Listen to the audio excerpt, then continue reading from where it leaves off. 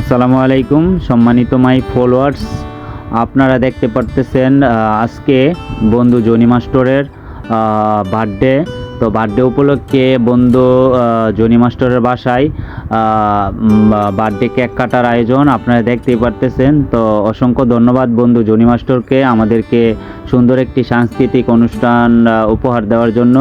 তো আল্লাহ তাআলার কাছে একটাই কামনা, তোকে সুস্থ রাখে, ভালো রাখে। তো তারপরে দেখতে পারতেছেন হাসান, সকলে আমরা খাওয়া দাওয়া শেষ করলাম। তো হাসান একটু বেশি খাইছে, সাথে ফয়সালও দেখেন কিভাবে খাইতেছে, সাথে শুভ তো একদম ফাটাই লেছে।